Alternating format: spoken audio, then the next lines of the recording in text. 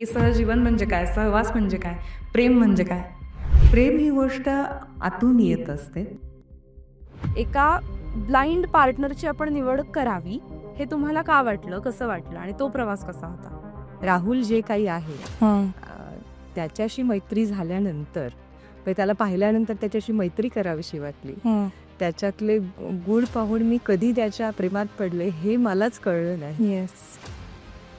काय करतं, काय काय वेगवेगळे प्रकल्प आपल्याकडे राबवले जातात आणि एकंदरीतच संस्था काय काम करते? National association for the welfare of physically challenged. तुम्ही जेव्हा बाप झालात, तो क्षण कसा होता आणि त्या क्षणाविषयी सांगा.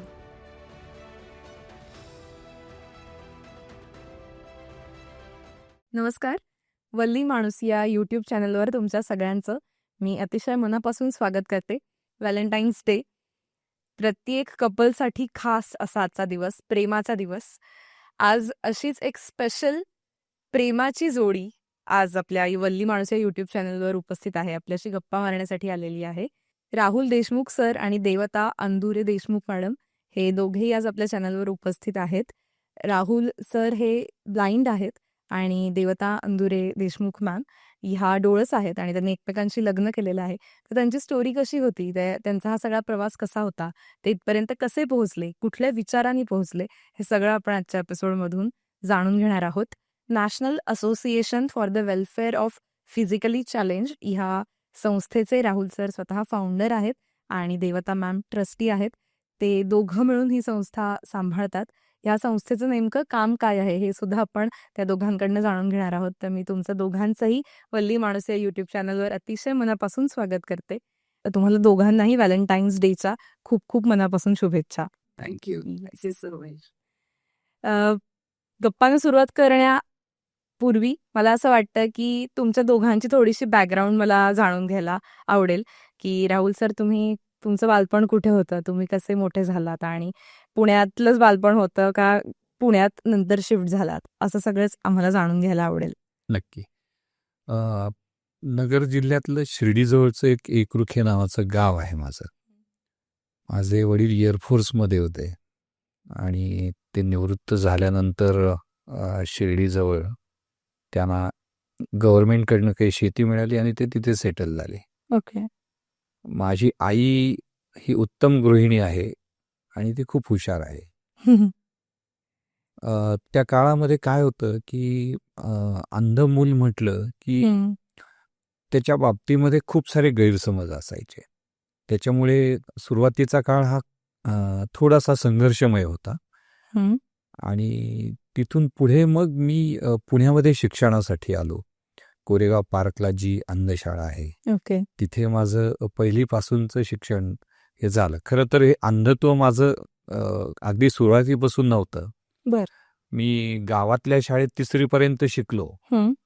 मग दृष्टी हळूहळू अधू होती आहे असं लक्षात आलं आणि मग तो आयुष्यातला एक मोठा ड्रास्टिक चेंज होता की आधी एक डोळस मूल म्हणून आयुष्य आणि नंतर एक अंधत्व लाभलेला मूल म्हणून आयुष्य. येस. आणि मग त्या सगळ्या परिस्थितीशी जुळून घेणं सुद्धा खूप चॅलेंजिंग होतं, पण ते जमवलं आणि मग पुणे अंधशाळेत मी आलो कोरेगाव पार्कला. पहिल्यापासूनच हुशार होतो, त्याच्यामुळे अभ्यास करायला आवडायचं. नेहमीच पहिल्या दुसऱ्या क्रमांकानं मी पास होत गेलो आणि सगळ्या शिक्षकांचा देखील मी खूप लाडका होतो. आणि मग ह्या संस्थेची सुरुवात कशी केलीत, ती कुठल्या टप्प्यावर केलीत?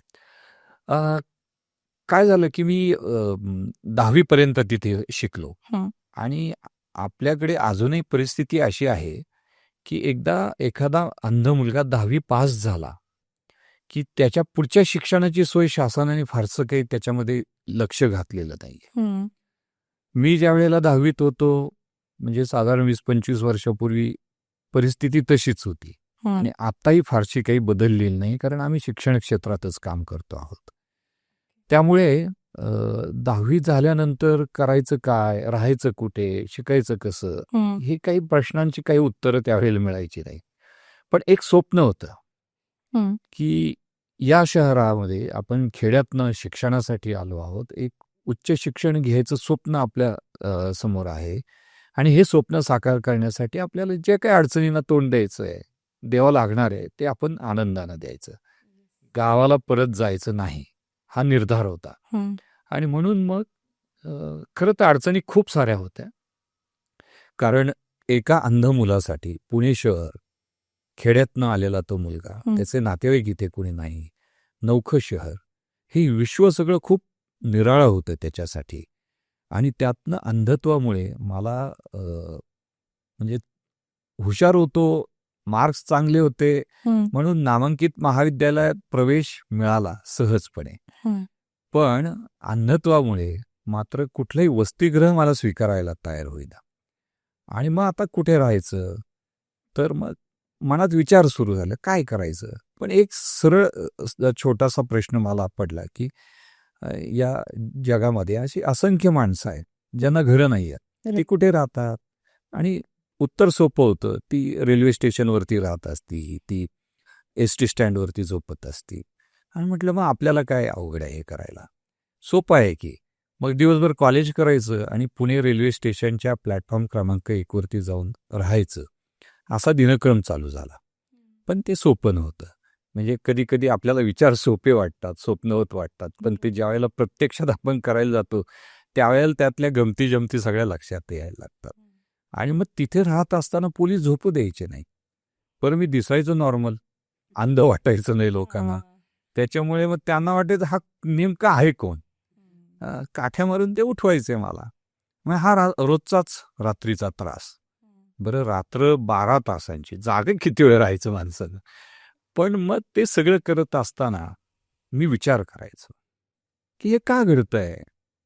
बरं, सगळ्याच अंध मुलांच्या बाबतीत हे असं घडत असेल का. मग जर हे घडत आहे असं आपल्याला वाटतंय, तर मग ही परिस्थिती बदलली पाहिजे. आणि मग कशी बदलली पाहिजे. मग देवतासारखे काही मित्रमैत्रिणी कॉलेजमध्ये माझ्यासोबत होते, त्यांच्याशी मी ह्या विषयी बोलायचो की काहीतरी आपण याच्यामध्ये परिवर्तन आणलं पाहिजे. आणि मग 12वीत शिकत होतो तेव्हा असं वाटलं की आपण ही परिस्थिती बदलून टाकण्यासाठी काहीतरी काम सुरू करायला हवं. आणि त्या विचारातनं म्हणजे त्या प्लॅटफॉर्मनीच खरं तर मला प्रेरणा दिली की तुम्हाला लढलं पाहिजे. आणि कुणीतरी येणार नाहीये तुम्हाला प्रत्येक वेळेला मदत करायला. तुमचा लढा तुम्हाला लढला पाहिजे. आणि तेच मी मनामध्ये माझ्या वाटत आलं की आपले प्रश्न आपल्याला सोडवले पाहिजेत, आपल्या बांधवांचे प्रश्न आपल्याला सोडवले पाहिजेत. प्रत्येक वेळेला कुणीतरी मदत करायला येईल असं होणार नाही. आणि म्हणून मग आपण तयार होऊया, आपण उभे राहूया. आणि मी उभा राहिलो, मी माझ्यासारख्या अनेक लोकांना उभं केलं. देवतासारखे मित्रमैत्रिणी माझ्या सोबत आले, त्यांच्या मदतीनं 12वीत शिकत असतानाच कामाला सुरुवात केली. राईट. आणि मग संस्थेची स्थापना तेव्हापासूनच झाली 12वीत. 12वीत शिकत असतानाच संस्था सुरू झाली. Okay okay. सर आत्ताच म्हणाले की तुम्ही कॉलेज वयापासून सरांबरोबर आहात एक मैत्रीण म्हणून, आणि त्याच मार्गाने तुम्ही या सगळ्या कामाशी पण जोडला गेलात. पण आज सगळीकडे जर आपण बघितलं तर एखादी मुलगी जेव्हा लग्न करायला उभी राहते आहे किंवा तिला पार्टनर निवडायचा आहे, तेव्हा एक खूप मोठी यादी असते बहुतांश मुलींसमोर की मला इतकाच पैसेवाला पाहिजे, गाडी पाहिजे, हे पाहिजे, ते पाहिजे. हे आत्ताचा काळ जर आपण बघितलाय, मुलींच्या अपेक्षा बघितल्या, तर मला खूप साधा प्रश्न असा पडला की एका ब्लाइंड पार्टनरची आपण निवड करावी, हे तुम्हाला का वाटलं, कसं वाटलं, आणि तो प्रवास कसा होता. मला असं वाटतं आयुष्यामध्ये अनेक गोष्टी खूप ठरवून होत नसतात. आणि एवढं मी ठरवलेलं होतं की आयुष्यात काहीतरी वेगळं करायचं आहे आपल्याला. म्हणजे अगदी शालेय जीवनापासनं मी त्या काय आपण निवडायला पाहिजे करिअर म्हणून.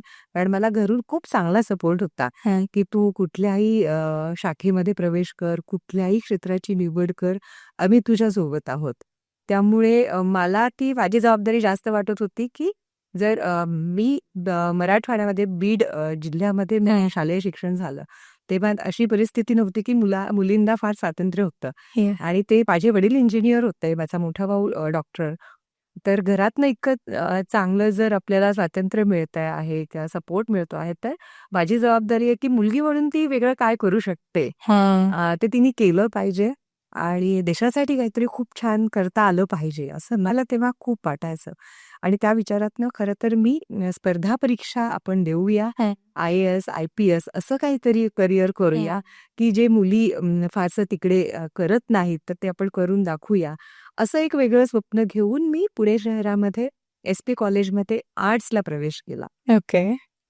आणि आता तेव्हा तुम्ही जे म्हणालात, की लग्न वगैरे ही स्वप्न माझी तशी कधीच नव्हती. ओके. की आपलं घर, आपले आई-वडील सोडून कोणासाठी जरी सगळं सोडून कशाला कोणाकडे जायचं आणि आपलं सगळं सोडून त्याच्यासाठी आयुष्य वाहून घ्यायचं, हा काय प्रकार आहे? बरोबर. हे काही आपल्याला जमणार नाही. या गणतीतली मी होते. त्यामुळे ते विचार कधीच नव्हते. पण झालं असं, की राहुलची भेट जेव्हा मला कॉलेजमध्ये झाली आणि राहुल जे काही आहे त्याच्याशी मैत्री झाल्यानंतर त्याला पाहिल्यानंतर त्याच्याशी मैत्री करावीशी वाटली. त्याच्यातले गुण पाहून मी कधी त्याच्या प्रेमात पडले हे मलाच कळलं नाही. येस. की स्वतःच्या डोळ्यासमोर अंधार असताना तो इतका हसतमुख असणारा मुलगा, सतत पॉझिटिव्ह असणारा आणि खूप सुंदर स्वप्न आयुष्याची बघणारा, स्वतःचं करिअर कुठेही कॉम्प्रोमाइज न करता मध्ये पास होत जाणारा आणि आपल्याच इतर नेत्रहीन मित्र मैत्रिणी यांच्यासाठी सजग असणारा, त्यांच्या मदतीला धावणारा, त्यांचा विचार करणारा आणि स्वतःचा संघर्ष म्हणजे अनेक संघर्ष मी आत्ता ऐकते. म्हणजे कधीही त्यांनी त्याचं की मी किती कठीण परिस्थितीतनं जातोय हे कधी स्वतः सांगत नाही राहिला. ते सहन करत राहिला, त्याच्यावर मात स्वतःच करत राहिला, त्याची उत्तरं स्वतः शोधत राहिला आणि इतरांना त्या अडचणी येऊ नयेत त्यासाठी झिजत राहिला. हे त्याचं जे सगळं होतं म्हणजे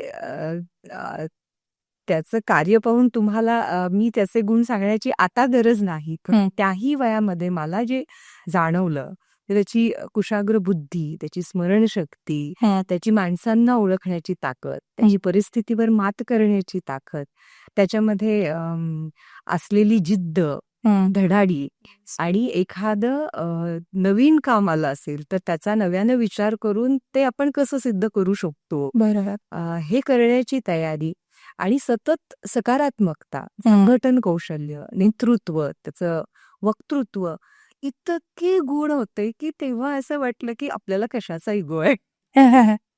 आपल्याला आहे कशाचा इगो की म्हणजे आपण फक्त विचार करतोय की मला आयुष्यात काहीतरी करायचं आहे. स्वामी विवेकानंदांची पुस्तकं माझ्या हातात माझ्या मोठ्या भावामुळे पडलेली होती आणि ती मी वाचन करत असताना मी भारावून गेलेली होती. किंवा आणि काही आध्यात्मिक पुस्तकं जसं साध देती हिमशिक असं पुस्तक माझ्या वाचनात आलं आणि मनापासून असं वाटायला लागलं की आपण खरंच ठरवायला पाहिजे की खरंच आपल्याला आयुष्यात काय केल्यावर समाधान मिळेल. हे काय तर आज आपण म्हणतोय की मला IAS करायचं आहे, करायचं आहे आणि नंतर ही जी काही समाज व्यवस्था आहे याच्यामध्ये काम करताना आपल्याला म्हणजे खरंच आपण ते त्या पद्धतीने करू शकू का, जसं हवंय तसं आणि खरंच समाधान मिळणार आहे का, ह्या विचारांचं द्वंद्व मनात चालू असताना राहुल भेटायचा, त्याची धप्प दिसायची, आपले गुण दिसायचे आणि असं वाटायचं काम करायचंय ना, मग जिथे गरज आहे तिथे का नको. बरोबर.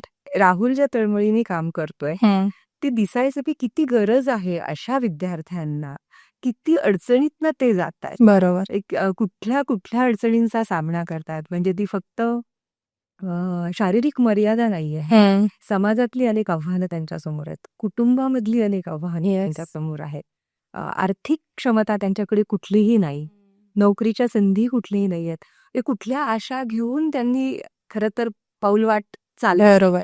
हा प्रश्न असताना सुद्धा किती हसतमुखाने ते आयुष्याला सामोरे जातात. यांच्याकडनं किती शिकण्यासारखं आहे आपल्याला. आणि असा मित्र असताना त्याच्या कामात मदत न करता आपलं काहीतरी करिअर करण्याचं वेळ आपण ठेवायचं की त्याच्यासोबत चालत राहायचं. हे म्हणजे आपोआपच कधी राहुलची स्वप्न माझी झाली हे मला कळलं नाही आणि माझी स्वतःची स्वप्न कधी गळून पडली हे मला कळलं नाही.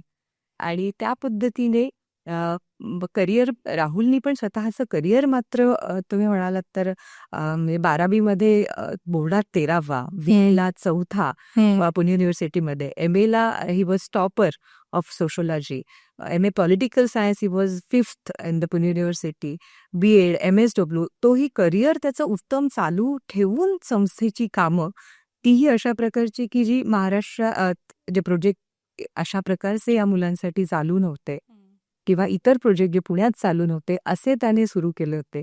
त्यामुळे माझं करिअर सुद्धा मी माझं मग BA इकॉनॉमिक्स अर्थशास्त्र पूर्ण करून MBA फायनान्स केलं होतं की जेणेकरून पूर्णतः राहुलनी स्वतःला या कामामध्ये वाहून घेतलं तरी पुढे जाऊन जी जबाबदारी उचलायची असेल तर ती मी उचलू शकेल आणि माझ्या कुठेही बदल्या होणार नाही. येस, कुठल्याही UPSC सारख्या परीक्षेत जाऊन तर मी त्याला त्याच्या कामामध्ये सपोर्ट करू शकेल सर्वदृष्ट्या.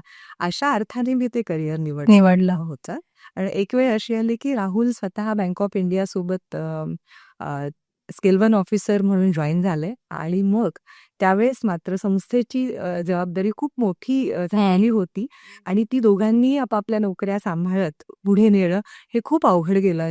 म्हणून मी माझं करिअर मी टाटा ग्रुप सोबत असिस्टंट मॅनेजर म्हणून काम करत होते तर ते मी सोडलं आणि मग संस्थेला मी पूर्ण वेळ तेव्हापासून द्यायला लागले.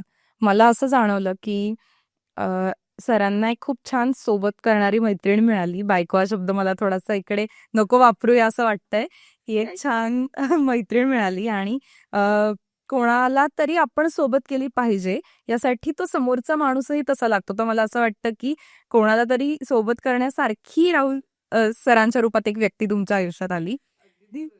तर करिअर आणि काम ह्या दृष्टीने मला लक्षात आलं की किती पॅशनेटली तुम्ही हे सगळं करत असाल. पण एक कुतूहल म्हणून मला असा प्रश्न विचारावा वाटतो की घरात जेव्हा एखादी ब्लाइंड व्यक्ती आहे आणि तिच्याबरोबर आपण संसार करतोय आणि सरांना पण मला उलटा प्रश्न आहे की एक डोळस व्यक्ती आहे आणि तिच्याबरोबर आपण संसार करतोय तर काही अडचणी येतात का किंवा ज्याला आपण म्हणू की काही गोष्टी सोप्याही जात असतील आणि काही गोष्टींच्या अडचणीही येत असतील तर तेही आम्हाला जाणून घ्यायला आवडेल. काय आहे ना की मी अंध आणि डोळस असं पाहत नाही याच्याकडे.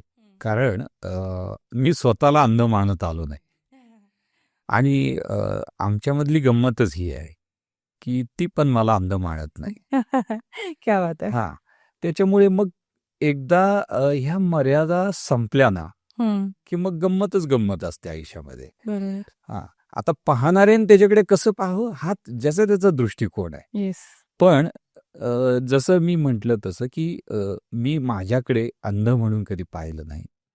माझ्या आईवडिलांनी माझं संगोपन एक अंध मूल या दृष्टीने कधी केलं नाही. आणि जे मित्रमैत्रिणी देवतासारखे मला मिळाले त्यांनीही मी अंध आहे असं मला कधी जाणवू दिलं नाही किंवा तशा प्रकारची विशेष काही वागणूक मला कधीच दिली नाही. त्यामुळे मग आम्ही असं एका पातळीवर आलो की आपल्या सारखेच व्यक्ती आहे. हा, आता असे आदर्श विचार मनामध्ये खूप जरी असले तरी वास्तवताही नाकारताही येत नसते माणसाला बऱ्याचदा. आणि मग मित्रमैत्रीण म्हणून किंवा सहकारी म्हणून आपण ज्यावेळेला एकत्र काही करत असतो त्यावेळेला अडचणी कमी येतात माणसाला किंवा जाणवतात. पण ज्यावेळेला पती पत्नी म्हणून आपण एकत्र राहत असतो त्यावेळेला अर्थातच हा खूप मोठा टप्पा असतो आयुष्यातला, एक वेगळा प्रवास असतो. आणि मग प्रत्येक टप्प्यावरती वेगवेगळी आव्हानं असतात, वेगवेगळ्या अडचणी असतात. पण जसं मागाशी मी म्हटलं की तुम्ही एकदा जर स्वतःला अंध नाही असं गृहीत धरलं की अडचणी संपतात आणि फक्त आनंद दिसतो मग पुढे. त्याच्यामुळे आम्ही नेहमी आनंदच घेत आलो. अडचणी आम्हाला सापडल्या नाहीत कुठे. आहेत नाहीयेत असं नाकारता येणार नाही, पण त्याच्याकडे बघण्याचा दृष्टिकोन आपण वेगळा हा ठेवला पाहिजे, जो मी सतत ठेवला. एका सुंदर मुलीला मैत्रीण म्हणून, एका बुद्धिमान मुलीला मैत्रीण आणि बायको म्हणून सांभाळणं ही या शहरामध्ये या समाजामध्ये तेवढी सोपी गोष्ट नसते. त्याच्यासाठी तुमच्याकडे सुद्धा तेवढी ताकद असायला लागते, जी मी माझ्या बरोबर सतत निर्माण करत राहिलो. एक अंध मुलाच्या मर्यादा ह्या काय असतात ते मला माहिती आहे.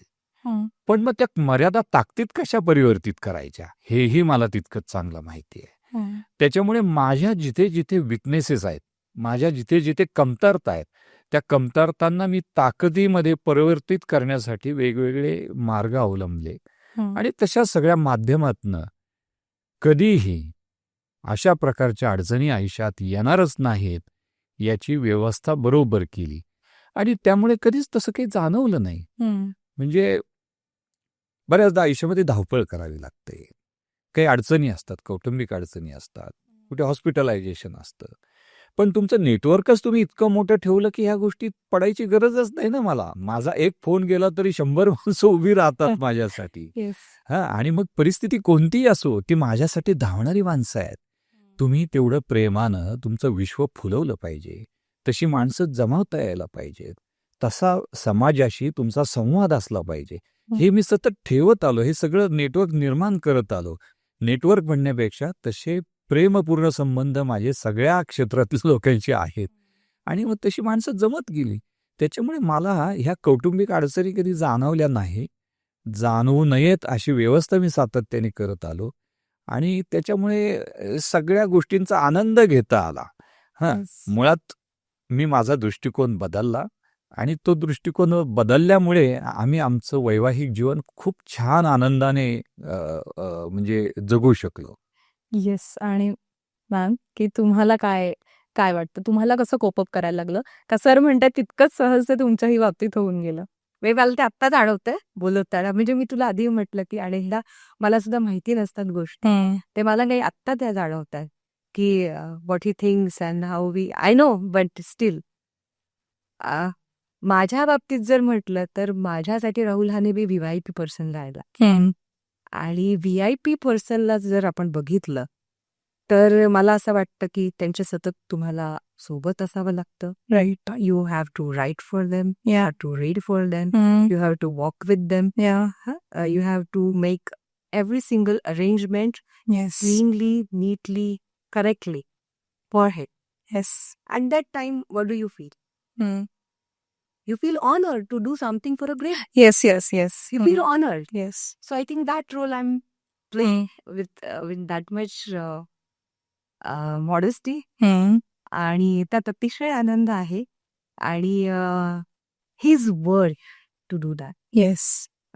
मला असं वाटतं की समोरची व्यक्ती जेव्हा तितकी उच्च असते तेव्हा आपण आपोआप ती विनम्रता आणि त्याच्यासाठी काही करण्याची मनापासूनची इच्छा आपल्या मनात सतत राहते आणि काही करता येत असेल तर त्याचा आनंद आपल्याला सतत मिळत असतो. Yes. तर मला असं वाटतं की म्हणजे मला कधी मर्यादा राहुलशी अशी जाणवतच नाही. Yes. म्हणजे नाती म्हणजे माझे वडील म्हणाले होते की तुम्ही मित्रमैत्रिणी म्हणून एकत्र आहात किंवा संस्थेमध्ये तुम्ही ऑफिशियल कामं करतात किंवा सामाजिक कामं रस्त्यावर उतरूनही करत असाल, पण ती कामं करणं वेगळं, पण संसार करताना अनेक गोष्टी असतात. Yes. आता संसार थाटणं वेगळं, याचा तू नीट विचार कर. पण तोपर्यंत म्हणजे आमच्या मैत्रीला 15 वर्ष पूर्ण झाली आणि नंतर आमच्या मनातला लग्नाचा निर्णय आम्ही प्रत्यक्षात उतरवू शकलो. कारण आम्हाला घरच्यांना कुणालाही दुखवायचं नव्हतं Yes. आणि त्यांच्या परवानगीनीच आम्हाला पुढे जायचं होतं.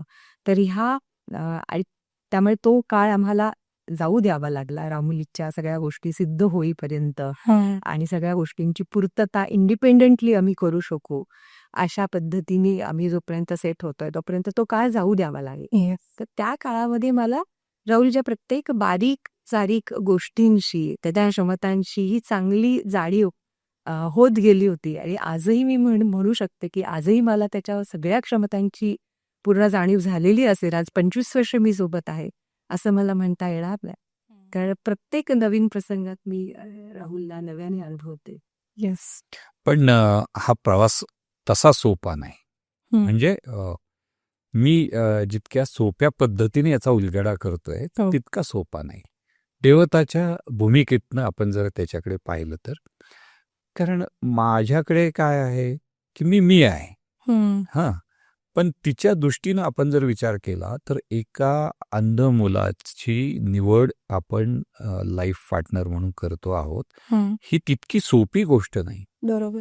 अजूनही आपला आधुनिक समाज म्हणजे आपण आता खूप पुढे गेलो आहोत, पण तरीही अशा प्रकारच्या गोष्टी स्वीकारायला तो समाज तयार नाहीये.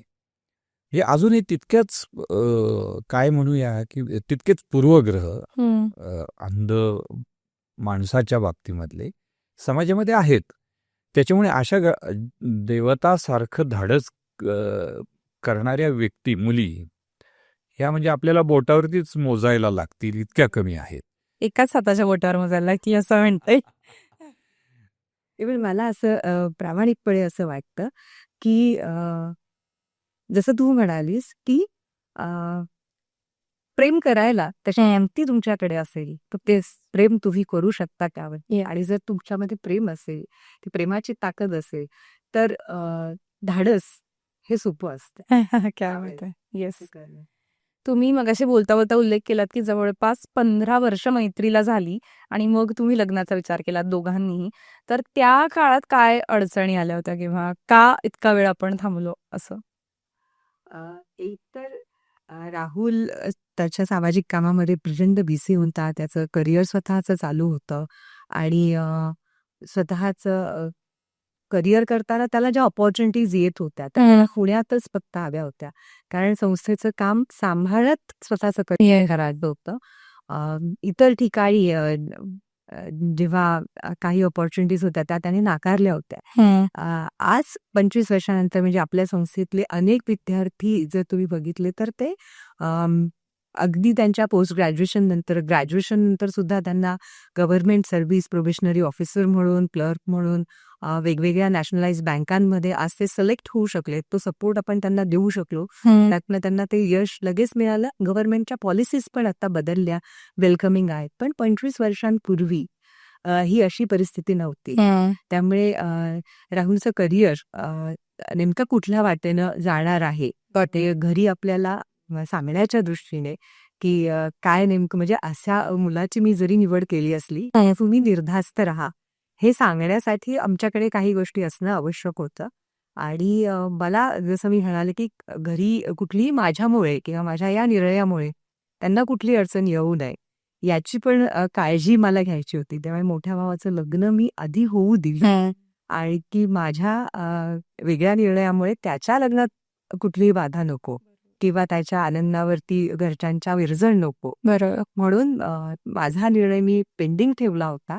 आणि माझ्या मनामध्ये हे पक्क होतं की जरी या निर्णयाला मान्यता त्यांना देणं हे खूप अवघड आहे, कदाचित ती नाही मिळणार, पण तरी माझी इच्छाशक्ती होती की त्यांचे आशीर्वाद घेऊनच मी हे पाऊल पुढचं पाडणार. आजपर्यंत त्यांनी जो माझ्यावर विश्वास दाखवला होता तर ते मला ओळखतात, चांगलं ओळखतात हे मला आतून माहिती होतं.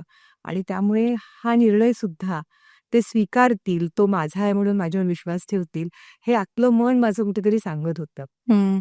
ती योग्य वेळ की त्यांच्या कुठल्याही भावना न दुखावता योग्य वेळेला आम्ही आमची ही केस त्यांच्यासमोर मांडू असा तो पिरियड जाणं आमच्यासाठी आवश्यक राहिला. आणि राहुलला जेव्हा आमिर खानच्या हस्ते 2010 मध्ये अवॉर्ड मिळाला मोहीममध्ये, त्याच्यानंतर अनेक नॅशनलाइज्ड अवॉर्ड्स मिळाले. खूप चांगले प्रोजेक्ट संस्थेमध्ये सुरू झालेले होते. जे विद्यार्थ्यांचं वसतिगृह च्या उद्घाटनाला तेव्हाच सिक्कीम राज्याचे तत्कालीन राज्यपाल माननीय श्रीनिवास पाटील सर आलेले होते आणि त्या कार्यक्रमाला मी माझ्या वडिलांना बोलावलं होतं. सेटिंग. आणि राहुलची मोठमोठ्या कार्यक्रमांमधली अनेक भाषणं किंवा पुरस्काराच्या ठिकाणची त्याची भाषणं अशी सगळी मी घरी हळूहळू वेळ काढून संध्याकाळी कुणी नसताना आईवडिलांना दाखवत गेले.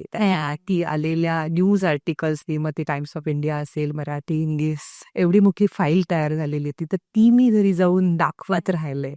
आणि मी त्यांना सांगत राहिले की हा मुलगा किती वेगळा आहे आणि आज मी त्याच्यासोबत आहे पण तो किती वेगळा आहे. आणि मग त्यांच्या मनाची तयारी करून घेऊन मग आपण हळूहळूवारपणे हा निर्णय कळू तुम्ही पत्राद्वारे मग त्यांना तो शांततेत वाचता यावा. असं आहे ना. मग त्याच्यात काही बोलल्यानंतर रिॲक्शन येण्यापेक्षा की काय माझी भूमिका आहे, मी अगदी विचारपूर्वक हा निर्णय घेतेय आणि त्यात कुठल्याही माझ्या अपेक्षा नाहीये. कारण वडिलांचं ते म्हणणं होतं की तू विचार कर की तुला सगळे दरवाजे बंद होतील. बरोबर. हे होऊ शकतं. त्यामुळे तू अशी अपेक्षा ठेवू नकोस कुठल्याच घरच्यांकडनं, ना राहुलच्या ना तुझ्या, बरोबर. दोन्ही घरच्यांकडनं, कारण आमच्या दोघांच्याही कास्ट वेगळ्या आहेत. ओके. तर त्या दृष्टीने असं होऊ शकतं. तर मग तू नीट विचारपूर्वक हा निर्णय घे आणि हे फक्त आत्तापुरते नाहीये. तू विचार कर की समजा कोणी घरी आजारी पडलं तर तुला घराच्या बाहेर पाऊल टाकता येणार नाही. बरोबर. आणि तुला जे वाटतं की राहुल हा असा आहे, राहुलला एवढे पुरस्कार मिळालेले आहेत, राहुलच्या क्षमता अशा आहेत, हे सगळं तुला वाटतं, याचं कौतुक तुला असणार आहे. पण घरच्यांना दिसणार त्या मर्यादा दिसणं, हे तू नेहमी ध्यानात ठेव. त्याच्यामुळे झालं तर चांगलं होईल, परंतु तू हेही ध्यानात घे की तुझ्यासोबत कुणीही नसणार आहे या प्रवासात. आणि मी तेव्हा त्यांना जे काही उत्तर दिलं होतं त्याने ते कन्व्हिन्स झाले. त्यांना कळलं की नाही. काय उत्तर दिलं होतं तुम्ही? नाही, मी म्हटलं की माझ्या अपेक्षा नाहीयेत कोणाकडनं काही, आणि तुम्ही असं काहीच मानू नका. राहुल आणि मी अतिशय आनंदाने जीवन जगू. खूप सुंदर असं आमचं जीवन असेल आणि त्यात तुम्हाला कधी असं वाटणार नाही की तुमच्या मुलीने काही चुकीचा निर्णय घेतला आणि ती कधी मागे पाऊल टाकणार. क्या बात आहे. आणि त्यांचा तेवढा विश्वास त्यांनी माझ्यावर दाखवला आणि खरंच आनंदाने त्यांनी मान्यता दिली. आणि त्याचं विशेष असं होतं की तो सर्वांचा नकार असताना किंवा विरोध पत्करून ती त्यांनी दिली. आई वडिलांनी दोघांनी पण म्हणजे त्यांना कोणाचा पाठिंबा नव्हता खरं. की हा लेकीचा तुम्ही निर्णय स्वीकारताय, तो घरच्यांकडनं नव्हता. परंतु त्यांनी तो केवळ माझ्या आनंदासाठी आणि राहुलचं कर्तृत्व, व्यक्तिमत्व बघून त्यांनाही पटलं होतं की खरंच योग्य अशा जोडीदाराची तिने निवड केलेली आहे. फक्त काय आहे तर वाट थोडीशी अवघड आहे, वेगळी आहे. असू शकते. येस. एवढंच काय ते आहे.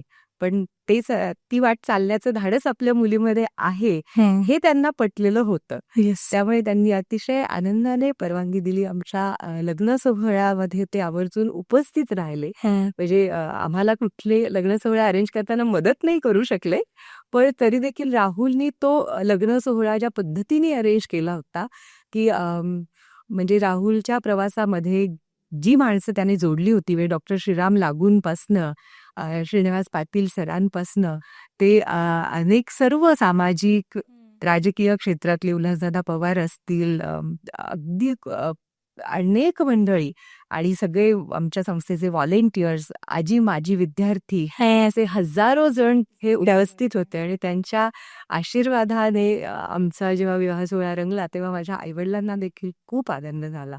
येस. आणि राहुल कुठेच माझ्या बाबतीमध्ये कमी पडला असं कधीच होऊ नाही शकलं. म्हणजे जी एका सामान्य मुलीची स्वप्न असतात, बरोबर. ती मला वाटते काहीपेक्षा खूप अधिक रंगीतदार स्वप्न आम्ही पाहिली आणि तसं जगत आलो. एकच फक्त ऍड करतो याच्यामध्ये की म्हणजे जितका विरोध होणं स्वाभाविक होतं तो झाला, म्हणजे स्वाभाविक होतं तेवढं होणं. पण देवताच्या आईवडिलांचंही मन तितकं मोठं होतं की त्यांनी मला माझं कर्तृत्व स्वीकारलं, त्यांनी माझं व्यक्तिमत्व स्वीकारलं आणि खूप आनंदानं ते पुढे आमच्या बरोबर राहिले. म्हणजे बऱ्याचदा ते आमच्या सगळ्या याच्यामध्ये सहभागी असायचे आणि खूप आनंद असायचा सासू सासऱ्यांना. म्हणजे मी अगदी लाडका जावई त्यांचा होऊन गेलो, कारण त्यांनी ना तिथे तो सगळा जो विवाह समारंभ होता तो त्यांनी पाहिला. म्हणजे इतक्या चांगल्या सगळे दिग्गज मंडळी तिथे उपस्थित होती आणि ज्या वेळेला लग्न लागलं त्यावेळेला प्रचंड टाळ्यांचा कडकडा त्या सगळ्या म्हणजे आता मैदानच होतं, ते सभागृह की असा बँक्वेट हॉल होता. निसर्गमंगल कार्यालय, 1,500-2,000 लोकांची तिथे समोर गर्दी होती आणि खूप छान पद्धतीने तो विवाह सोहळा पार पडला. पण हे कसं घडतं? म्हणजे अडचणी आहेत, संघर्ष आहे, पण ज्या वेळेला तुमच्या प्रेमावरती तुमचा विश्वास असतो त्यावेळेला मग पुढच्या अडचणी, पुढची संकट ही राहत नाहीत. देवता तिच्या मतावरती म्हणजे ठाम होती ती. आणि कुठलंही अडचण, कुठलंही आव्हान हे तिला तिच्या निर्णयापासून विचलित करू शकलं नाही. मी कधी कन्व्हिन्स नाही केलं तिला की हे आपल्याला असं करायचंच आहे. पण कदाचित माझं प्रेमच इतकं कन्व्हिन्सिंग असेल की येस. तिला बॅग जाता आलं नसेल. आणि मला असं वाटतं म्हणजे की तुमचं जर एकमेकावर जीवापाड प्रेम असेल ना, तर मग जगातली कुठलीच ताकद तुम्हाला तुमच्या निर्णयापासून विलग करू शकत नाही. येस. आमच्या बाबतीत तसंच सगळं घडत गेलं. अर्थात चॅलेंजेस आहेतच, होतेच. म्हणजे लग्न ठरलं, सगळं झालं, पण राहायचं कुठे? हा आमच्या समोर तेव्हा प्रश्न होता. घरच नव्हतं. पण श्याम दंडवती माझा मामा, ज्यांनी त्याच्यासाठी आम्हाला मदत केली.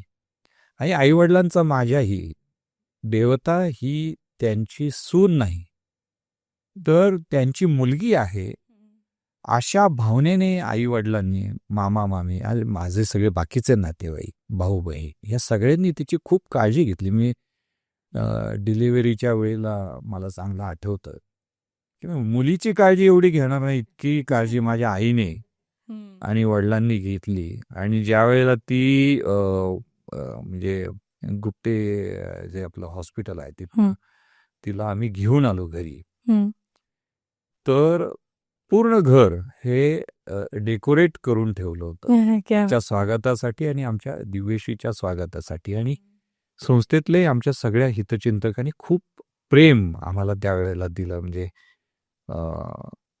आमच्या प्रतिभाताई शाहू मोडक म्हणून गुरु आहेत, त्या तिथे हॉस्पिटलमध्ये, आणि सुहासिनीताई देशपांडे आता नाही आहेत, त्या मध्ये गेल्या मला वाटतं 1-1.5 वर्षापूर्वी. तर हे लोक तिथे हॉस्पिटलमध्ये तिला भेटायला आले होते. त्या लोकांनी असं खूप प्रेम दिलं आम्हाला. आणि त्याच्यामुळे खरं तर जगणं आणखी सुंदर आणि आणखी रंजक बनत गेलं. येस.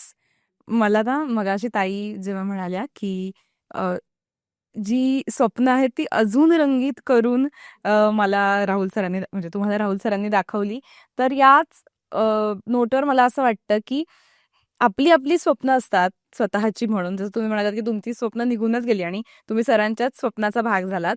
पण सरांना मला हा प्रश्न विचारायला आवडेल की देवता ताई सोबत आल्या म्हणून तुमचं स्वप्न जर काय आपण म्हणू 100 असेल तर ते 1000 झालं का? आणि त्याच्यामध्ये कुठल्या कुठल्या नवीन गोष्टी फक्त देवता ताईंच्या सोबतीमुळे ऍड झाल्या असं तुम्हाला वाटतं? काय आहे ना, मी स्वप्न बघायचं काम केलं. प्रत्येक वेळेला स्वप्न नवनवीन बघायची आणि ती पूर्णत्वास नेण्यासाठी देवताच्या मागे लागायची. ती काय असतं, आपण ज्यावेळेला मित्रमैत्रीण म्हणून काम करतो त्यावेळेला तुमच्या कामात मर्यादा येतात, पण जेव्हा तुम्ही पती पत्नी म्हणून एकत्र येता त्यावेळेला तुमची ताकद ही डबल झालेली असते. सगळ्याच अर्थानं वेळ तुम्हाला छान देता येतो, कुठल्याही याचा विचार करायची गरज राहत नाही, आणि कामही तितकेच गतीनं. म्हणजे देवताचं आणि माझं लग्न झाल्यानंतर आमच्या संस्थेचे प्रकल्प प्रचंड वाढून गेले. वेगवेगळ्या प्रकारचे नवनवीन प्रकल्प आम्ही त्या काळात सुरू केले आणि खूप चांगल्या पद्धतीने पुढे काम करायला लागलो. आणि जसं तिने म्हणाले की ती माझ्या स्वप्नांमध्ये विरघळून गेली, की माझी स्वप्न ही तिची स्वप्न झाली, माझी ध्येय ही तिची ध्येय झाली. पण हे कधी होतं, ज्या वेळेला ते ध्येय तितकं उदात्त असेल, ते स्वप्न तितकं उदात्त असेल, त्यावेळेला माणूस ते स्वीकारतो. नाही तर सहजासहजी माणसं स्वतःचं स्वतः सोडत नाही. बघा, मला काहीतरी करायचंय, मला काहीतरी बनायचंय. आपण बघतो बऱ्याचदा खुर्च्यांवरनं घराघरात कसे भांडणं होतात. पण आमच्याकडे काय आहे ना, देवतांनी नेहमी खुर्ची मला देण्याचा प्रयत्न केला. पुरस्कार ज्या वेळेला मिळतो त्यावेळेला टाळ्या ह्या माझ्यासाठी वाजतात, पण ह्या सगळ्या मागे ही ताकद आहे.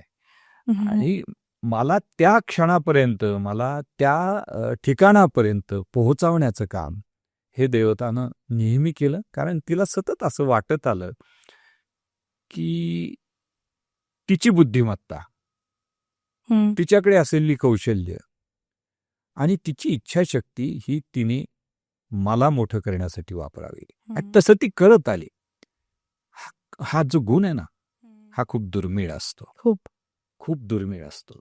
आणि खूप खूप माणसं मोठी दिसतात तुम्हाला, म्हणजे ती तज्ज्ञ असतात, ती जगविख्यात होतात, मोठमोठी पदं भूषवतात, मंत्री होतील, राष्ट्रपती होतील. पण ही त्याग करण्याची जी वृत्ती आहे ना, ती तुम्हाला शोधून सापडणं हे फार फार फार कठीण असतं. मिळत नाही ती बघायला. भगवंतानं जे काही मला दिलं असेल तर ते सगळ्यात आयुष्यात मोठं गिफ्ट म्हणजे ही देवता. तुम्हाला वाटतं राहू, म्हणजे खरं सांगायचं तर राहुलचं काम असं आहे की त्या कामातनं जी मुली आज उभं राहताय, म्हणजे उभं राहतात, म्हणजे खरं तर त्यांच्या अ, घरच्यांना सुद्धा कधी त्यांच्या स्वप्नातही वाटलं नसेल असे करिअर्स ते निवडतात, त्यात सक्सेसफुल होतात आणि फक्त त्यांचं म्हणजे गव्हर्नमेंट सर्व्हिस घेऊन ते फायनान्शियली इंडिपेंडंट झालेत असं नाही, तर त्यांची स्वतःचा लाईफ पार्टनर निवडणं, कळाचा संसार खूप सुंदर पद्धतीने करणं, त्यांची गोंडस बाळं त्यांनी छान सांभाळणं आणि त्यांच्या घरच्यांना आधार देणं, की जे घर खरं तर हे बाळ आपल्यावरती ओझं आहे असं वाटतं, असं त्यांना वाटत असेल. अशी परिस्थिती असताना सुद्धा या मुलांनी त्यांच्याच घरच्यांना आधार देऊन आज तिथे खेडेगावामध्ये त्यांचे घरं बांधून दिली. तर हे जे काही राहुलच्या कामातनं पुढे आलेली फळं आहेत, ही बघायला इतकं सुंदर वाटतं, इतकं समाधान वाटतं की त्याच्यासोबत आपण चालत राहावं आणि त्यांनी अनेकाविध कामं घेत राहावीत आणि आपल्याला ते करण्याचं भाग्य मिळावं असंच वाटत राहतं. पण मला ह्याच्यात एक असा प्रश्न आहे की हे माझ्यासाठी किंवा खूप अनेकांसाठी मला असं वाटतं खूप आयडियल चित्र आहे, खूपच आयडियल चित्र आहे. पण तुमच्यासाठी ती तशीच तितकीच सहज प्रक्रिया झाली की जो सरांनी इतक्या मोठ्या त्यागाचा उल्लेख केला ते तुमच्यातून सहज घडलं का तुम्हाला त्याच्यासाठी काही प्रयत्नपूर्वक गोष्टी बाजूला ठेवाव्या लागल्या का तुम्ही स्वतःला तसं घडवत नेलत? नाही, असं नव्हतं खरं तर, कारण ते दिसत होतं. म्हणजे वेळ इथे देणं किती गरजेचं आहे. ह्या एक ऍक्टिव्हिटी आम्ही सुरुवातीपासून जे घ्यायचो त्याच्यामधनं जी मुलं अगदी आधी अजिबात बोलत नव्हती, ती मुलं कशी समोर आली, स्टेजवर आली, ती आता छान बोलतायत. ट्रिपला जर त्यांना आपण घेऊन गेलो तर तिथनं मोठमोठ्याने हाका मारत, अरे त्याला ज्याला थोडं दिसतं तो सांगतो, अरे या बाजूनी या. त्याच्या व्यक्तिमत्वातले हे जे बदल घडताना आपण पाहतो, तर ते मोटिवेशन आपल्याला मिळत राहतं की राहुल जे काही सांगतोय ना त्यात खरंच तथ्य आहे, ही कामं आपण केली पाहिजे. हे जर केलं तर यातनं हे रिझल्ट मिळू शकतात. आणि हा जो आनंद आहे ना, मला असं वाटतं की आपण दुरून नाही तो घेऊ शकत. आपण ज्यांच्यामध्ये मिसळतो त्यांच्या खरंच म्हणजे त्यांची दुःख काय आहेत हे आपल्याला दिसायला लागतं किंवा त्यांचा संघर्ष जवळून आपण बघतो. आणि कारण ही मुलं खरं त्यांची दुःख, म्हणजे राहुल जसा आहे तसंच राहुल सारखीच ही सुद्धा नेत्रहीन मुलं आहेत की तुम्ही त्यांच्याशी संवाद साधला तर त्यांची दर्दभरी कहाणी कधीच तुम्हाला ऐकायला मिळणार नाही. ते तुम्हाला मी काय करतोय, कसं करतोय आणि मला अजून काय करायचंय हेच ते तुम्हाला सांगतील. ते ह्या मुलांमध्ये राहून सुद्धा इतका मोठा आनंद आपल्याला मिळतो आणि त्यांची स्वप्न जर सत्यात उतरत असतील तर याच्यापेक्षा जास्त खरं समाधान काय आहे मला सांगा. ती जिथे गरज आहे तिथे आपण काम करावं. राश बरोबर, हे अजून कुणी काहीही होईल, तिथे तुम्ही नाही झालात पण अजून 4 लोक पण ते होऊ शकतात किंवा तुम्ही हमेशा चांगलं करून दाखवू शकता. पण जिथं खरंच गरज आहे या क्षेत्रामध्ये, मला वाटतं दिव्यांगांच्या क्षेत्रामध्ये खरंच अनेकांनी पुढे येणं खूप आवश्यक आहे. आणि ते जर आलात तर तो आनंद मलाच मिळतोय असं नाही, तर आपण दुरून बघतो म्हणून आपल्याला ते चित्र अवघड वाटतं, पण आपण जर जवळ गेलात तर खरंच तुम्हाला खूप प्रेरणा मिळेल, आनंद मिळेल. त्यांच्यासोबत काम करून त्यांना त्याचा किती उपयोग होतो, आपण थोडंसं काही केलं तर त्यांना किती उपयोग होऊ शकतो, हे जेव्हा तुम्हाला कळतं तेव्हा ती यात्रा खरंच आनंददायी होते आपोआप. येस. नाही, खरं काय आहे ना तेजस्विनी, की हे सगळं समजून घ्यायला कोमल मन असायला लागतं आणि विशाल हृदय असायला लागतं. येस. हे त्याग करायला किंवा आपल्या गोष्टी सोडून देऊन दुसऱ्याचं ते आपलं मानायला स्वतःचं मन तितकं सहज तयार नसतं, होत नाही कुणाचं. येस. ते देवताचंच होऊ शकतं. हा हे आता त्याच्यात त्याच्या आई वडिलांनी मला आणि पद्धतीने मोठं केलं आणि ते संस्कार आहेत असं माझं असं वेगळं काय त्यामुळे हे तितकं सोपं नसतं, हे तितकं सहज घडत नाही. येस. हां. आणि हे तिच्या ठायी आहे सगळं आणि म्हणून ती तो त्याग करू शकते. म्हणून ती संस्थेतल्या प्रत्येक विद्यार्थी नाही, हा आपला भाऊ आहे, ही आपली बहीण आहे. याला आपल्याला समाजाच्या मुख्य प्रवाहात आणलं पाहिजे. त्याच्यातल्या कमतरता आपल्याला नाहीशा केल्या पाहिजेत. त्याला एक सक्षम नागरिक म्हणून उभा केला पाहिजे. म्हणून तिची धडपड, तिची तळमळ हे मी खूप जवळून पाहतो. आता सामाजिक परिस्थिती अशी असते की ती मुलं लगेच तितकी बदलू नाही शकत. बरोबर. ज्या कौटुंबिक पार्श्वभूमीतनं ती मुलं आलेली आहे, त्यांच्यावरचे संस्कार असतील, त्यांचं सामाजिकरण जसं घडलं आहे, हे सगळं पुसून टाकणं तितकं सोपं नसतं. आणि हे तिला सांगणं फार अवघड जातं, कारण तेवढं सुंदर मन पटकन माझं होत नाही ना. मी प्रॅक्टिकली पाहतो त्याच्याकडे की हे वर्षोनवर्ष जर त्यांच्या मनावर तसं बिंबवलं गेलंय तर ती मुलं लगेच नाही बदलणार. पण देवताचा अट्टास असतो की ही नॉर्मल लोकांसारखीच व्हायला पाहिजे, तितकी सक्षम व्हायला पाहिजेत. आणि त्याला यश येताना आम्ही पाहतोय. म्हणजे शेकडो मुलं आज शिकून बाहेर पडली, नोकऱ्या त्यांनी मिळवल्या. 2 वेळची ज्यांच्या घरात जेवणाची भ्रांत होती, त्यांनी पुण्यामध्ये 50-55 लाखांचे फ्लॅट घेतले. नवरा बायको दोघंही गव्हर्नमेंट सर्व्हिस. हा स्पर्धा परीक्षांची तयारी आम्ही त्यांची करून घेतो. त्यातनं अनेक लोकही बँकांमध्ये अधिकारी म्हणून काम करतायत. आणि 4 व्हीलरमधनं म्हणजे 12-15 लाखांच्या 4 व्हीलरमधनं ते फिरतायत. म्हणजे या लेवलला आपण ही मुलं आणून ठेवली. आणि हा आनंद खरं खूप मोठा असतो. पण तो आनंद समजून घ्यायला देवताचं हृदय लागतं, तिचं मन लागतं. ज्यांच्याकडे ते आहेत ते नक्की ते समजून घेऊ शकतील. मला असं वाटतं की प्रेक्षकांनी सुद्धा असं काहीतरी करून पाहावं. स्वतःसाठी आपण खूप जगतो. हे स्वतःची मुलं, स्वतःची भावंड, कुटुंबीय, त्यांच्या हिताचं आपण किती करतो? खूप करतो ना. त्यांच्यासाठी सगळं करत आलेलं असतं. कुटुंब जर मोठं मानलं, मला असं नेहमी वाटत की रक्ताचं नातं हेच नातं नसतं, इथे कुटुंब विशाल आहे. बरोबर. त्याचा जर आनंद घेता आला तर वेळ कधीच कमी नाही पडणार. नक्कीच, नक्कीच. हे जे तुम्ही कुटुंब म्हणताय, मला याच कुटुंबाविषयी जाणून घ्यायला आवडेल आणि या सगळ्या कामाविषयी पण तुम्ही जर आपल्या प्रेक्षकांना सांगितलं की नेमकं हे काम काय करतं, काय काय वेगवेगळे प्रकल्प आपल्याकडे राबवले जातात आणि एकंदरीतच संस्था काय काम करते.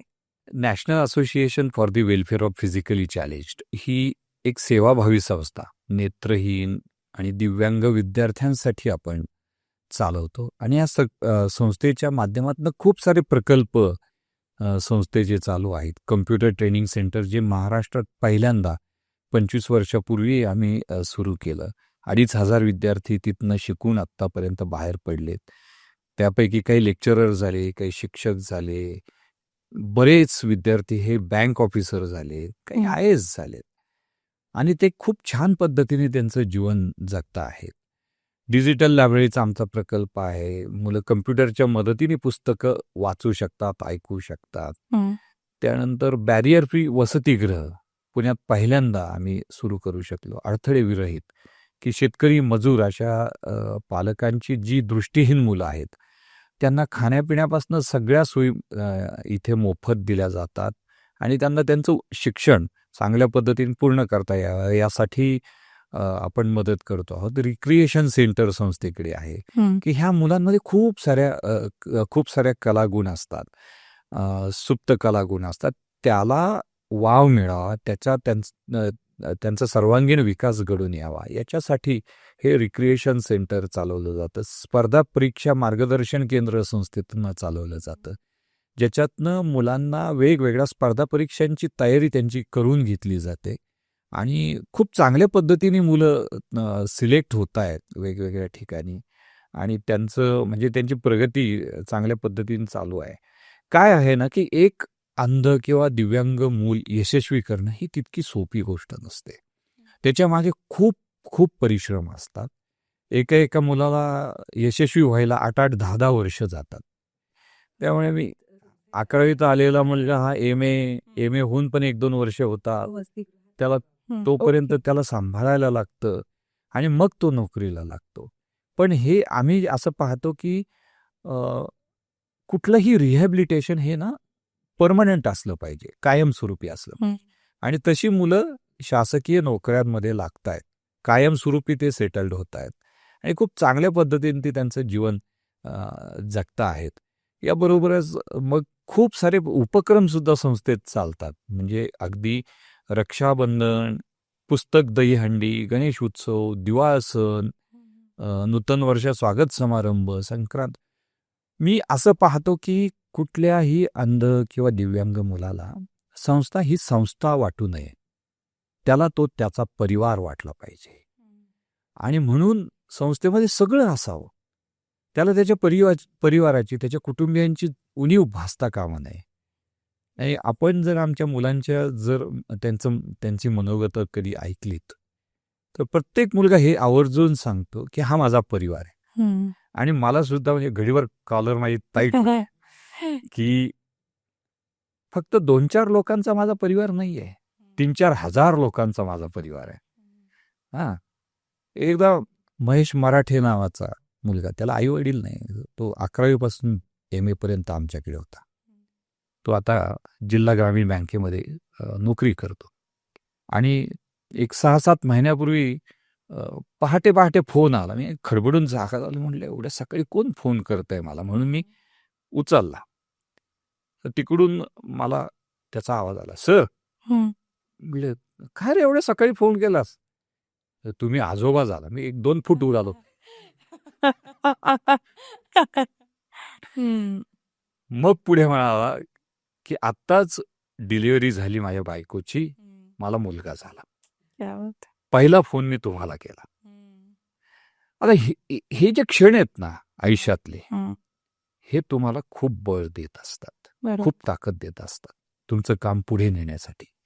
आणि असे खूप मुलं मुली ज्यांनी मला अतोनात प्रेम दिलं. आणि मी नेहमी असं म्हणतो की मी जगातला एक सर्वाधिक श्रीमंत माणूस आहे. खूप प्रेम तुम्हाला प्रामाणिकपणे मिळणं ही दुर्मिळ गोष्ट आहे आयुष्यातली. बऱ्याच लोकांकडे सगळं असतं पण प्रेम मिळत नाही त्यांना. अशात यांनी मी पाहतो की मी जगातला सर्वाधिक श्रीमंत माणूस आहे. मला खूप प्रेम करणारी ही सगळी मंडळी भेटली, त्यामुळे माझा परिवार हा मोठा मोठा मोठा होत गेला आणि खूप आनंद सगळ्या विद्यार्थ्यांकडनं आम्हाला मिळाला. येस, तुम्ही आत्ताच उल्लेख केलात की तुम्ही आजोबा झालात तेव्हा तुम्हाला खूपच जास्त आनंद झाला. पण तुम्ही जेव्हा बाप झालात तो क्षण कसा होता आणि त्या क्षणाविषयी सांगा ना. पूर्ण आमच्या सगळ्या देशमुख परिवारासाठी आणि माझ्या सासू सासरे आणि तिकडच्याही लोकांसाठी ही खूप अवेटेड गोष्ट होती. काय व्हायचं ना की सतत मनामध्ये असं विचारायचं की आपण समाजाचे आहोत. आपण एखाद्या सामाजिक कामाची जबाबदारी घेतली आहे तर ती निष्ठेने आपल्याला घ्यायला पाहिजे.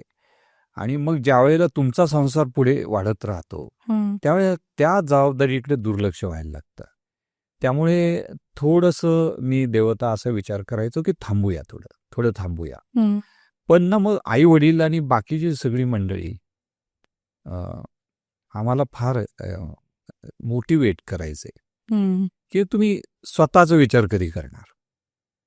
संस्थेचे जे अनुभवी हितचिंतक असायचे ते आम्हाला त्या बाबतीमध्ये श्रीनिवास पाटील सरांच्या पत्नी रजनी काकी, त्यांचं एक आमच्याशी एक अनोखं नातं होतं. आता नाही आहेत त्या, पण त्या आम्हाला इनडायरेक्टली सांगायच्या की आणखी मला वाटतं दीपाताई लागू, मी श्रीराम लागू आणि दीपाताई लागूंकडे देवता आणि मी आम्ही एकदा गेलो असं गप्पा मारायला. आणि त्यावेळेला गप्पा मारता मारता त्यांनी एक प्रश्न विचारला की आता पुढे कसं, म्हणजे असा तो संदिग्ध प्रश्न, पुढे कसं, म्हणजे लग्नानंतर, कारण ही सगळी मंडळी लग्नाला उपस्थित होती. आणि मग त्यांना विचारायचं होतं की आता तुम्ही पुढचा काय विचार केला. मी त्याला उत्तर दिलं की खूप छान चाललंय, आमची मुलं असं करतायत तसे करतायत. त्यांनी मला थांबवलं, राहुल 1 मिनिट, ती संस्थेची मुलं आहेत, मी तुमच्या मुलांविषयी विचारते. आणि मग आम्हाला एक साक्षात्कार झाला त्यावेळेला, की अरे, ह्या गोष्टीचा आपण विचार नाही केला कधी. हां. पण मग ही जी सगळी जी मंडळी होती ना, ही आम्हाला ना, तुम्ही कामाच्या तुमच्या सगळ्या याच्यामध्ये इतका गुंतून गेला आहात, की तुमचं तुमच्या व्यक्तिगत आयुष्याकडे लक्षच राहिलेलं नाहीये. आणि मग ही सगळी लोकं आम्हाला मोटिवेट करायची, की तुम्ही तुमच्याकडे लक्ष द्या. संस्थेचं काम चालू राहणार आहे आणि ते तुम्ही आणखी चांगलं करणार आहात आणि ते आणखी चांगलं होण्यासाठी तुमचा पण संसार चांगला फुलायला हवा. तर हे आमच्या काही लोकांनी ज्यांनी खरं आम्हाला खूप मनापासून, मी मागाशी म्हणालो, की आमचं कुटुंब हे 2-3 लोकांचं नाही, 4 लोकांचं नाही, ते 3-4 हजार लोकांचं आहे. तर ही सगळी 3-4 हजार लोकांमधली काही ही मंडळी आहेत, की ते हक्काने कान धरायचे आमचे, की तुम्ही तुमचा विचार करा. त्यांनी आम्हाला एक नवीन दृष्टी दिली. क्या बात मला आहे. वाटतंय हे काम छान चालावं, तर हाही विचार तेवढाच महत्वाचा. बरोबर. आणि मग आम्ही त्या दृष्टीनं विचार करायला लागलो आणि त्यातनं मग एक दिवस देवतानं मला सांगितलं, की असं असं आहे. म्हणजे तो क्षण जो होता खरंच आनंदाला अगदी पारावर राहिला माझ्या, की ती एक वेगळी वेगळी अवस्था असते जीवनाची. आणि मला सतत असं वाटतं, म्हणजे खरं तर माणसाने जीवनातल्या सगळ्या अवस्था हे एन्जॉय केल्या पाहिजे.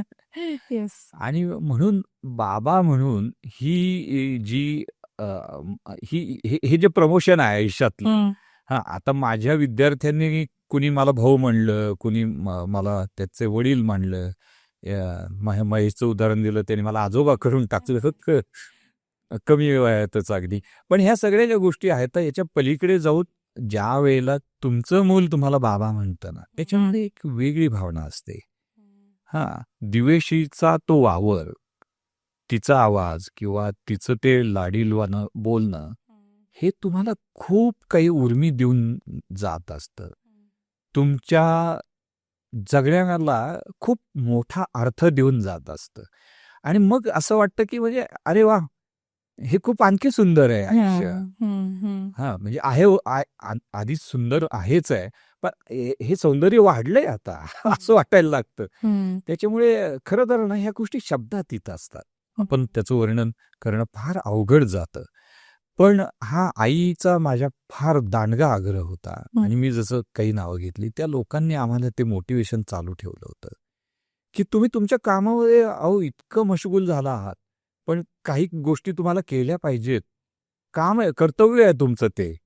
अशा भावनेनं त्यांनी आम्हाला मोटिवेट केलं. त्यातनं दिव्येशी आली आणि आयुष्य खरंच खूप सुंदर होत गेलं त्याच्यामुळे. आणि आत्ताही म्हणजे दिव्येशी संस्थेतल्या सगळ्या विद्यार्थ्यांची खूप लाडकी आहे. खूप प्रेम तिच्यावरती सगळी मुलं मुली करतात. तिच्या पहिल्या वाढदिवसाला श्रीनिवास पाटील सर खासदार होते. पूर्ण वेळ 4-5 तास तिथे उपस्थित होते. चित्रपट सृष्टीतली मंडळी तिथे आलेली होती. वर्षाला सुद्धा ती सगळी मंडळी आलेली होती. म्हणजे मागच्या 25 वर्षामध्ये संस्थेकडे जी माणसं जोडली गेलेली होती, ती सगळी मंडळी ही आमच्या बारशाला, लग्नालाही होती आणि बारशालाही होती. ते बारसं राहिलंच नाही खरं. हे 1000 लोक जमलेली होती त्या सगळ्या याला. आनंद संस्थेच्या इथे आता संस्थेच्या आजी माजी विद्यार्थ्यांना झाला. आणि महाराष्ट्रातल्या सगळ्या खेड्यापाड्यांमधली विद्यार्थी त्या दिवशी तिथे जमले. आणि ज्यांची लग्न झाली होती, ते ज्यांची बाळ झाली होती, ते त्यांच्या बाळासहित आले. त्यामुळे एक नवीच संसार तिथे स्टेजवर उभा राहिला. पण म्हणजे तुम्ही जेव्हा तिचं अस्तित्व तुम्हाला जसं जाणवतं, तर त्यासाठी 2च पर्याय आहेत, की एक म्हणजे आवाज तिचा आणि स्पर्श तुम्ही तिला जो करता. तर त्या दोन्ही माध्यमातून तुम्हाला ती कशी वाटते? काय तुम्हाला तिच्या विषयीच्या गोष्टी कळल्यात? ह्या 2 सेन्सेस आपण ज्याला म्हणतो, त्या संवेदनांमधून? मी तिला स्पर्श आणि आवाजानं तर समजून घेतोच, पण मी एकंदरीतच तिचा सगळा स्वभाव हा स्टडी करत असतो. त्यामुळे मी देवतालाही सांगतो, ती माझ्यापेक्षा देवताबरोबर जरा जास्त वेळ राहते आणि स्वाभाविक आहे अगदी, की मम्मा लागणारच तिला त्या वयामध्ये. ती मला बाब्बी म्हणते. बाबी, तू कुठं चाललास? संस्थेत चाललास? आणि तिला एक तिने आता गृहीत धरलंय, की बाबीला सुट्टी नसते. म्हणजे बँकेला सुट्टी असली तरी ती विचारते, तू संस्थेत जाणार ना आज, म्हणजे तू घरी थांबणार नाहीयेस. हे तिने गृहीत धरलेलं आहे. पण ती इतकी समजूतदार आहे की जेव्हा जेव्हा काही खूप महत्वाच्या गोष्टी असतात, संस्थेचे काही ऍक्टिव्हिटीज असतात, प्रत्येक वेळेला तिचा आम्हाला खूप सपोर्ट असतो. म्हणजे ती जितकी दिसायला सुंदर आहे आणि जितकी बुद्धिमान आहे, तितकीच ती मनाने सुद्धा खूप चांगली आहे. आम्ही तिला विचारतो, काय ग दिवेशी, तू मोठे झाल्यावर काय होणार? माझ्यासारखं सामाजिक कार्यात पडणार काय? नाही, मी IAS होणार. तिची मतं तिने आत्तापासून बनवलेली आहेत आणि स्वतंत्र आहेत ती. म्हणजे देवतानी जशी माझी स्वप्न ही तिची स्वप्न मांडली, तशी ती स्वतंत्र बुद्धीची आहे दिव्यशी. त्याच्यामुळे ती तिचं स्वतंत्र अस्तित्व आत्तापासून तिने ते तयार करायला सुरुवात केलेली आहे. आणि आपण तिच्या समोर जेव्हा जेव्हा असतो ना, त्या तिच्या बुद्धिमत्तेची चुणूक आपल्याला जाणवत राहते. की तुम्ही एक बोललात ना, की तिला लगेच तुमच्या चेहऱ्यावरच्या एक्सप्रेशन्सवरनं लक्षात येतं की आता पुढचा प्रश्न ह्या ताईचा काय असणार आहे. त्याचं उत्तर ती तयार ठेवते. तर असं ती जेव्हा अवतीभोवती असते त्यावेळेला मला तिच्या व्यक्तिमत्वाचे खूप सारे पैलू लक्षात येत राहतात. मी कधी कधी ती देवताला म्हणतो, ही ना एक कुशल प्रशासक होईल. कधी कधी अगे हिचा पिंड ना अगदी राजकारण्यासारखा आहे, फार चटकन तिला गोष्टी सगळ्या कळतात. मी असं सगळं अनुभवत असतो तिच्याविषयी. आणि तिने सुद्धा आम्हाला खूप छान स्टडी करून ठेवले. जसं मी मागाशी म्हणलं तसं, की ती ओळखते की हा घरी थांबणार नाही सुट्टी असली, रविवार असला तरी हा संस्थेत जाणारच आहे. जा बाबी जा, तू जा, असं म्हणते ती मला. इथे हट्ट करून उपयोग नाही, ते लगेच तिला कळतं लगेच. यासाठी मी स्वीकारलंय. ही म्हणता म्हणून नाही, हीच तुम्ही सांगते जा. क्या बात आहे, क्या बात आहे. आपण ना मगाचपासून तुमचा सगळा प्रवास ऐकतोय. मला त्यातले खूप सुंदर सुंदर क्षण दिसले, किंवा तुम्ही कसं एकमेकांना सोबत देऊन आजपर्यंतची 25 वर्ष चालली असाल. पण कायम हा प्रवास इतका सोपा, सुंदर, छान नसतो. कितीतरी वेळेला असं होत असेल की अडचणी येत असतील, खूप वेळेला असं वाटत असेल की आपण करायला खूप मोठं काम चालू आहे, पण या अशा छोट्या छोट्या गोष्टी आपले पाय ओढतायत, आपल्याला ज्याला आपण स्पीड ब्रेकर म्हणू ते लागतायत. ह्या गोष्टीशी तुम्ही कसं कोप अप करता, किंवा त्यावेळी काय विचार येतो मनात?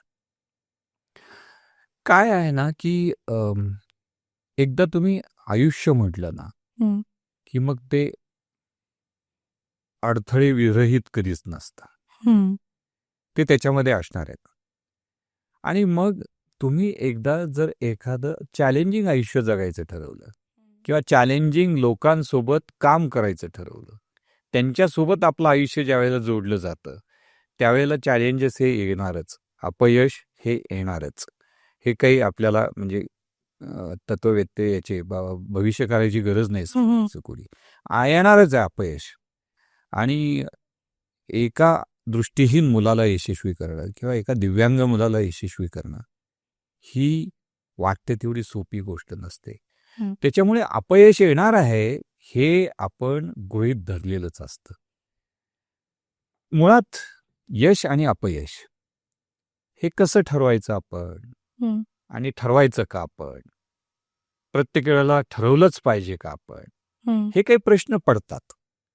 पण आम्ही ज्या वेळेला काम करतो या लोकांसाठी, ज्यांना दृष्टी नसते, ज्यांना शारीरिक मर्यादा असतात, पण बुद्धिमत्ता चांगली असते, अशा सगळ्यांसाठी, त्यावेळेला आपल्याला हे लक्षात येतं की आपण हे निकष लावायचे का सगळे.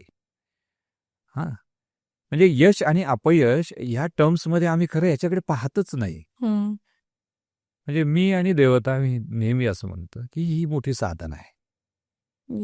आणि ज्या वेळेला तुम्ही एखादं काम साधना म्हणून काम करता, किंवा एखाद्या कामाकडे साधना म्हणून बघता ना, त्यावेळेला तुमचं काम खूप चांगल्या पद्धतीने जातं पुढे. मग तुम्हाला छोट्या छोट्या शिल्लक, म्हणजे फुटकळ म्हणतो आपण, त्या फुटकळ अडचणींची भ्रांत बाळगायचं कारणच उरत नाही. मग आपण फक्त झपाटल्यासारखे काम करत राहतो. त्याचा रिझल्ट किती येईल, तो किती टक्के येईल, किती विद्यार्थी पासआउट झाले तर त्यातल्या किती लोकांना नोकऱ्या लागेल, हा हिशेब खरं तर मांडायचाच नसतो आणि शहाणा माणूस ते मांडणार नाही. हा, तो त्याच्याकडे साधना म्हणून बघेल. आम्ही दोघांनी त्याला साधना मांडलं आणि म्हणून ते काम करत राहिलो. परमेश्वरानं सतत आम्हाला खूप यश दिलं. खूप विद्यार्थी आपले स्वतःच्या पायावरती उभे राहिले. खूप चांगल्या नोकऱ्या त्यांनी मिळवल्या. आणि मुळात एक गोष्ट काय असते ना, यशस्वी होणं हे खूप सोपं असतं बऱ्याचदा. हा, कुठल्या तरी क्षेत्रात जे तुम्ही गोल सेट केलाय ते गोल अचीव करणं हे सोपं असतं, एवढं अवघड नसतं काही. आपण जे काम करतोय हे एवढं दुर्घट काम आहे, एवढं आव्हानात्मक चॅलेंजिंग काम आहे की हे काम करणं, हे जे ध्येय आहे आपलं, हे अचीव करणं मुळात खूप खूप खूप अवघड आहे. त्याच्यात थोडंफार आपण जवळ जाण्याचा प्रयत्न केला ना तरी खूप मोठं यश आपल्याला ते मानावं लागतं. आणि हे माणसाचं काम नाही. आपण कोण आहोत? काम करणारे आपण कोण आहोत? मी देवता, आम्ही करतो हे तुम्ही बघताय, तुम्हाला असं वाटतं की आम्ही करतोय, पण याच्या मागची प्रेरणा, याच्या मागची ताकद, याच्या मागची ऊर्जा ही परमेश्वर आपल्याला देत असतो. हे त्याने ठरवलंय तुम्ही हे काम करायचंय. खरंय. हा, आणि त्या भावनेतनं हे काम चालू असतं. मी काहीतरी करतो म्हणलं की संपलं. तुम्ही काही करू शकत नाही, तुमचं काम पुढे जाऊ शकत नाही. आज शासनाची कुठली मदत नाहीये संस्थेला.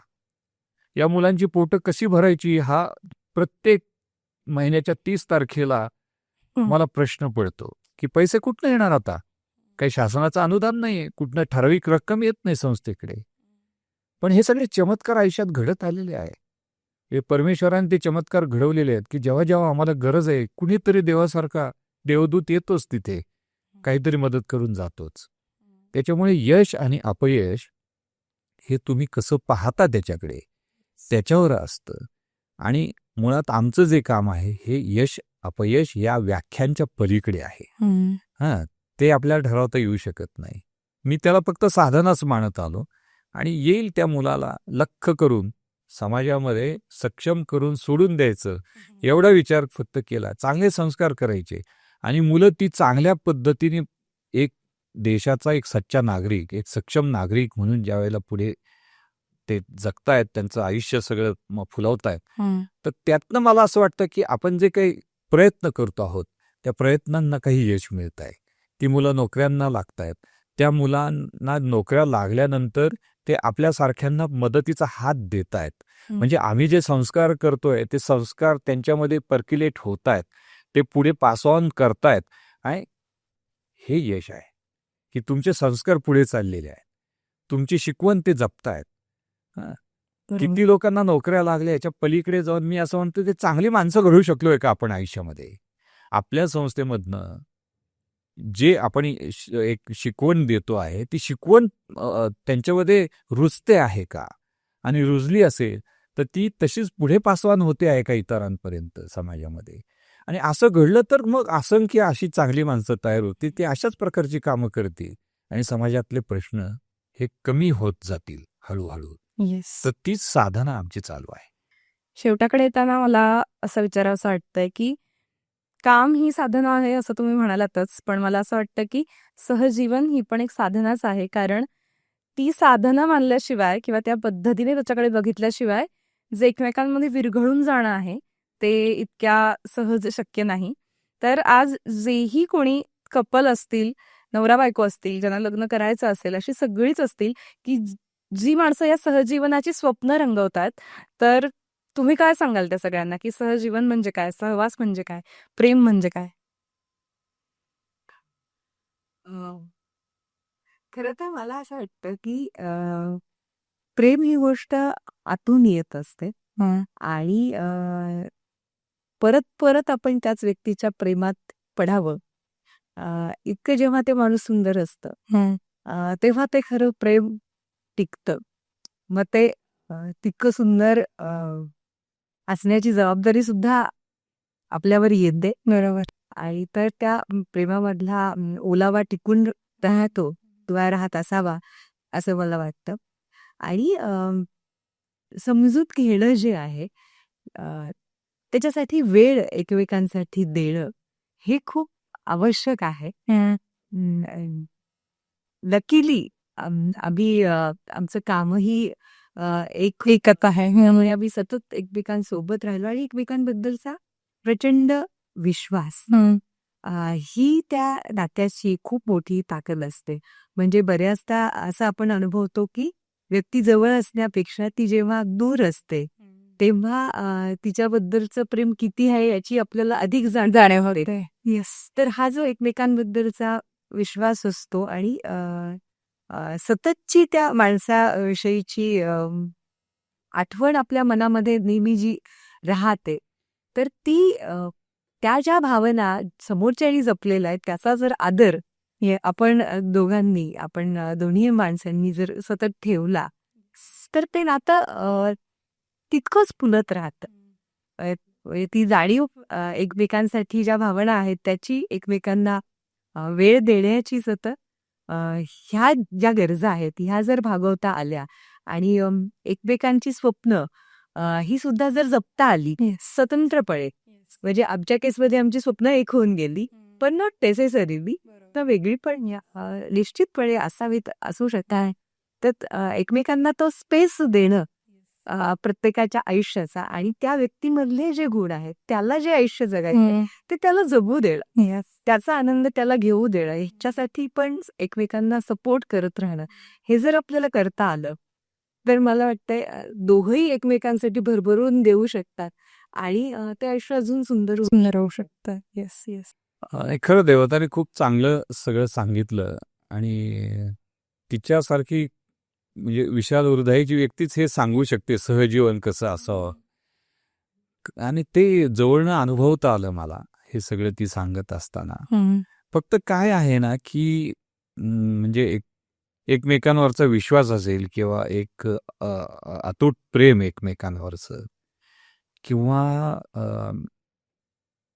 कधी कधी दोन्ही व्यक्ती इतक्या कर्तृत्ववान असतात की त्या म्हणजे लाईफ पार्टनर्स की त्यांची एकमेकाशी स्पर्धा चालू होऊन जाते आयुष्यामध्ये. बरोबर. मग अशा ज्या वेळेला गोष्टी घडत राहतात ना त्यावेळेला तुमचं सहजीवन हे खऱ्या अर्थानं फुलू नाही शकत. मग तिथनं आपण स्पर्धक म्हणून एकमेकाला पाहायला लागतो.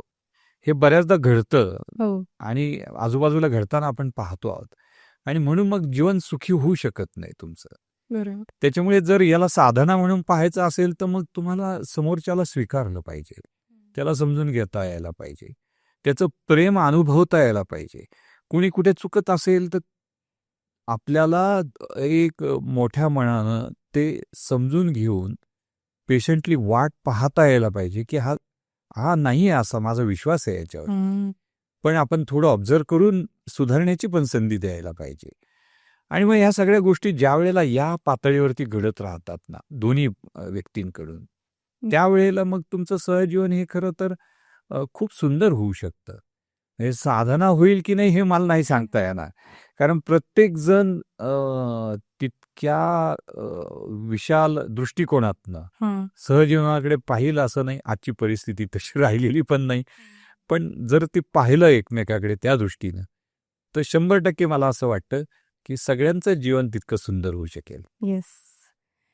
खरं तर हे असं कितीही वेळ मला असं वाटतं तुम्हाला दोघांना आम्ही सगळे ऐकू शकतो, पण तरी सुद्धा आज तुम्ही वेळात वेळ काढून आमच्या वल्ली माणूस या यूट्यूब चॅनलला आलात, भेट दिली, इतक्या छान गप्पा मारल्यात आणि आजच्या इतक्या स्पेशल दिवशी मला नाही वाटत की याहून चांगली प्रेमाची व्याख्या किंवा याहून चांगलं प्रेम म्हणजे काय हे समजून घेता येऊ शकतं. वि. स. खांडेकरांची एक ओळ मला तुम्ही बोलताय तेव्हापासून आठवतीये की 2 अपूर्ण माणसांना एकमेकांना पूर्ण करण्याची जेव्हा एक विलक्षण ओढ लागते तेव्हा त्याला प्रेम असं म्हणतात. तर तुम्हाला दोघांना मी तुमच्या पुढच्याही आयुष्यासाठी, सहजीवनासाठी, तुमच्या कामासाठी आमच्या सगळ्या वल्ली माणूस या टीमकडून शुभेच्छा देते आणि तुम्ही आज इथे आलात, आमच्याशी गप्पा मारल्यात त्यासाठी खूप खूप मनापासून धन्यवाद. खूप खूप धन्यवाद. थँक्यू.